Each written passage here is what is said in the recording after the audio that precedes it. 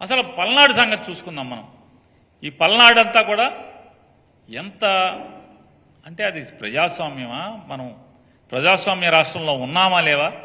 అసలు పోలీసు సినిమాల్లో చూపించినట్టుగా ఇంత బరితెగింపు ఉంటుందా అనేది మనం చూస్తే 13వ తారీఖున పాల్వాయి గేటు అనేటువంటి పోలింగ్ స్టేషన్ దగ్గరలో ఆ ఊర్లో తెలుగుదేశం డామినేషన్ ఎక్కువ.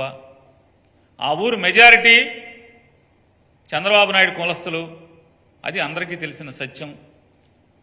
దానికోసం అని చెప్పని ఎమ్మెల్యే ముందే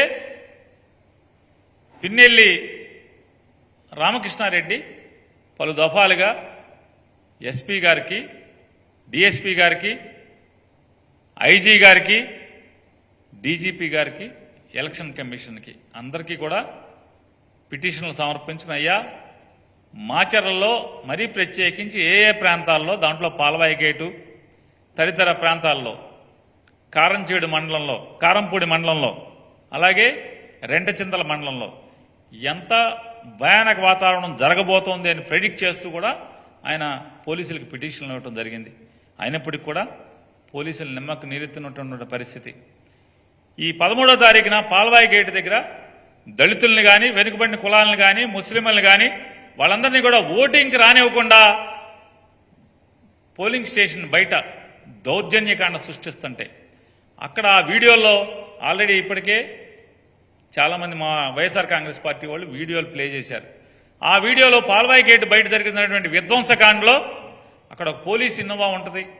ఆ police Innova ACP Supraja, Guntur ACP Supraja గారి ఇన్నోవా అది. ఆవిడ అక్కడే ఆ సంఘటనలో ఉంటారు. ఆవిడ ఎవరిని కూడా చెదరగొట్టరు. మరి పోలీసులు గాల్లోకి ఫైరింగ్ జరపరు, లాఠీ చార్జ్ చేయరు.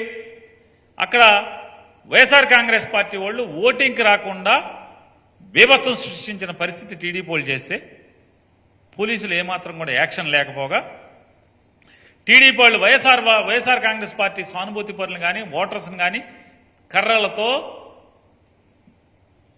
రాడ్డులతో తరిమి కొట్టినా కూడా పోలీసులు అక్కడ ఉన్నటువంటి ప్రత్యక్షంగా వీడియోల్లో సుప్రజ అనేటువంటి పోలీసు అధికారి కారు కూడా అక్కడే ఉంటుంది ఆ వీడియోలో. కానీ ఒక్క పోలీసు ఫైరింగ్, గాల్లో కాల్పులు కానీ, లేదా పోలీసులు చెదరగొడతాం కానీ ఈ అల్లరి మూకల్ని, విధ్వంసం చేస్తున్న మూకల్ని చెదరగొడతాం కానీ ఒక్కళ్ళు కూడా చేయరు. చెయ్యకపోగా అక్కడ యాక్షన్ ఉండదు, ఎఫ్ఐఆర్ నమోదవదు, కేసు ఉండదు, అరెస్టులు ఉండవు వాళ్ళందరి మీద. అదైపోతే